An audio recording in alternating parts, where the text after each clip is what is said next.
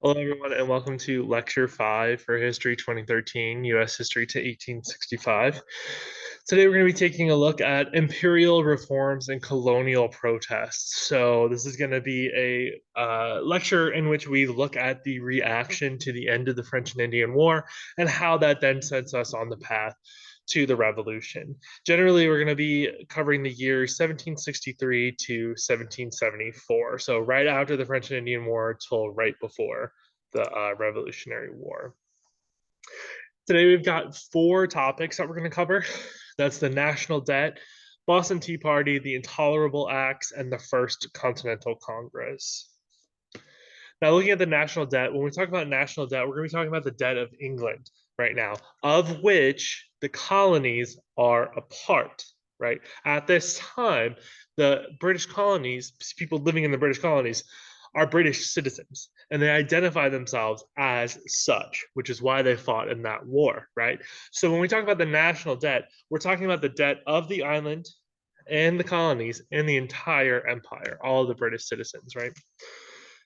So to look at that, we're going to look at the end of the French and Indian War, right? It ends in 1763, and it results, the treaty gives us this proclamation line, which is this line here that basically establishes new borders for the British colonies and the French colonies and gives us that territory that we were disputing and that we really wanted from the French. What's going to happen is that King George III is going to ban any settlement past this. He's going to say, okay, guys, we cannot keep expanding west. We need some time. We cannot sustain this. And then Parliament is going to go ahead and pass some taxes to try and start paying down that debt that they incurred from the war. They're going to pass a series of 5 taxes between 1765 and 1767. That's the Sugar Act, the Quartering Act, the Stamp Act, and the Townshend Acts. And this is a colonial reaction. They are like, we fought in it, but we don't want to pay for it. That's an English problem. That's an England problem. This was just a spillover from the war that you started in England with France. And while they're technically correct on that point, they are the ones who are primarily benefiting from that treaty. The first of those taxes is going to be on a Stamp Act.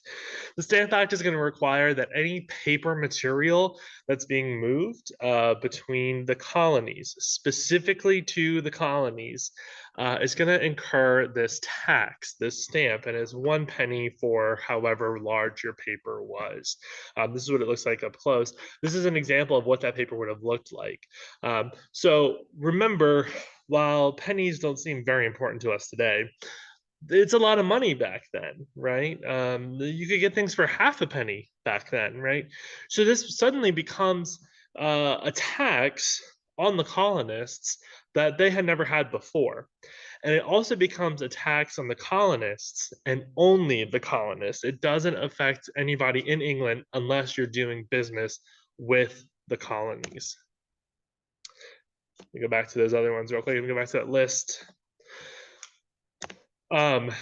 The Quartering Act is going to be another act. That's going to be that it is the colonists' responsibility to house, feed, clothe, and wash the British military that's stationed there. It's no longer going to be provided by the English army. It's going to be something that the colonies have to do.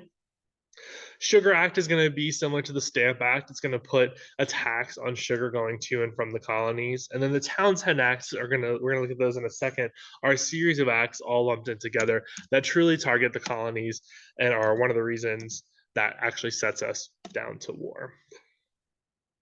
Moving on to number 2, the Boston Tea Party. This is going to be the colonists' reaction to those acts, what they call the Intolerable Acts of 1774. And it's the set of taxes. They don't feel like they've gotten any kind of input. They're not getting any benefit from these taxes. These taxes are not being levied on any other British citizens. So they're feeling very cornered and attacked by these laws that have been passed. This is where your sentiment of no taxation without representation, this is where that's going to start. The Boston Tea Party here on this infographic is going to include 340 chests of tea that are dumped into the harbor. 3 colonial ships are going to take part in that event.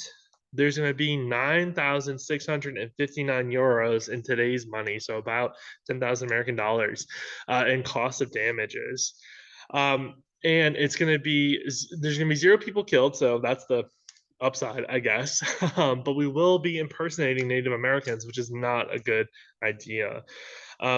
Ultimately, this is going to be a reaction. The colonists are going to feel like they are pushed into this course of action, this decision, based on the lack of response and conversation that they're having with the British Empire and the British government. And this is what happens to all those fish in that Boston Harbor after the Tea Party. They just become snooty and British and ha ha ha, right? Let's look in detail at those intolerable acts, those acts that really push the colonists into do it. These are also called the Townshend Acts. So this is in addition to those 3 other, the stamp, the quartering, and the sugar act. The quartering act here is expanded upon from the quartering act that we looked at before. Now, these are 5 laws that are passed as a single package. It's the Boston Port Bill is the number 1, and he actually closes Boston Harbor. He takes control or puts the government more in control of any goods and services leaving or going through Boston Harbor. Previous to this, it had been managed completely by the Boston colony themselves, and it had been in such a way that there were corners that were being cut and taxes that weren't necessarily being paid, depending on who you knew. So the king puts an end to all that. He stops all trade coming in of and going out of Boston Harbor, which greatly affects Boston. Boston is a port city. This is where their economy rests. This is how their people make their money. And all of a sudden, the government just puts a complete dead stop to it. Then we have the Quartering Act, which puts the emphasis on the colonists to take care of the British military there. Then we have the Administration of Justice Act that says that any trial that involves the colonists or the colonies would only ever take place in a court in England. They also went further and said that those people could not or did not need to attend those court cases, and you would have to have a lawyer in England to do it for you. So no administration of justice in the colonies anymore. The Massachusetts Government Act happens next. It is something that takes over and overhauls the Massachusetts government. Massachusetts and the other colonies, to a certain extent, had the privilege of having this ability to self-govern throughout majority of their history. Not to a full extent, but in day-to-day affairs. The king takes this away, Parliament takes this away and says, nope, you can't do that anymore. You have to follow all the laws that we have. We're going to put a governor in place. We're going to be the ones who decide what you can and cannot do. And then finally, the Quebec Act. The Quebec Act says that we are actually not going to take the Quebec territory. We're going to give it back to France. And that is something that rubs a lot of colonists the wrong way, because in their view, we just fought this war with the French for that territory. You're now in debt because of that fight. You're now taxing us to replace that debt. And then you're just going to give the territory up. So what was any of the fighting for? And this really angers the colonists. This really pushes them over the edge, right? They also feel like any complaints that they have are not being heard or not being taken seriously. They have no voice or representation in Parliament or in the government in order to express these sentiments that they're having. They also feel like they had been going years with this idea of self-governance to an extent, and all of a sudden it's taken away. And so it feels very arbitrary to them. It feels very, targeted. And this is the reaction from the English Parliament here. When the colonists don't listen to you, so you pass the intolerable acts. But then they start revolting. Shocked Pikachu face, right? And that, in turn, we're going to look at that revolt, the First Continental Congress. First Continental Congress is a portrait of it here. It's convened in response to those intolerable acts. Okay, so you have those first 4 acts that we saw. the Sugar Act, the Quartering Act. I'm sorry, the first three acts: Sugar Act, the Quartering Act, and the Stamp Act. And in reaction to that, we have the Boston Tea Party. In reaction to that, we have the Intolerable Acts or the Townsend Acts, right? Those five that we just looked at. In reaction to that, we have the First Continental Congress. So it's a whole tit for tat thing going back and forth between England and the colonies during this time. So the First Continental Congress is going to convene. It's going to meet in Philadelphia on September 5th, 1774. It's going to have 56 representatives from all of the colonies except for Georgia. Georgia says, we're not going to participate. Don't include us in this. The results of this Congress is going to be the colonies officially rejecting any kind of reconciliation with the British. They say that we cannot have British authority and colonial freedom. They don't go together. We are not interested in pursuing that. It takes on a Declaration of Personal Rights, which will appear again in the Declaration of Independence in a little bit.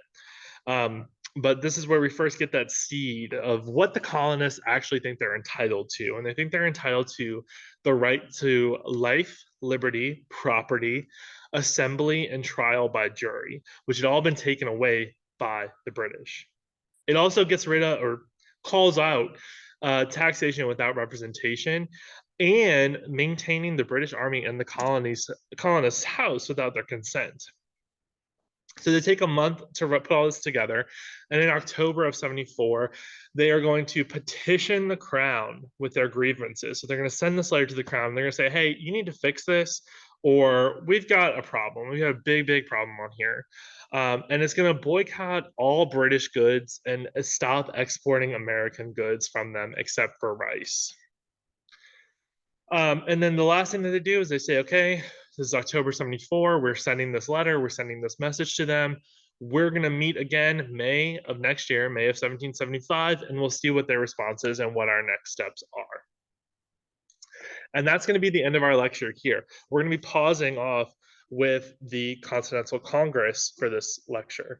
Now, I gave you very high level details, very skimmed kind of the details, which is kind of the purpose of this video lecture. The majority of your information is going to come from the textbook readings, especially for this week, right? A lot of those details about the debt and the Boston Tea Party there. I want to give you this so you can watch it before or after, either as a precursor into going into the textbook reading or as a refresher after the textbook reading. But so we are going to end here with the Continental Congress. We send off our information, our feelings, the way that we are willing to take action against the empire. And we'll see you next week on lecture 6, what their response is and how we go about claiming it. As always, if you have any questions about this lecture or want to see any of the images or maps in detail, just post something in the question form or send me an email. Other than that, that's the end of lecture 5, and I'll see you back here for lecture 6.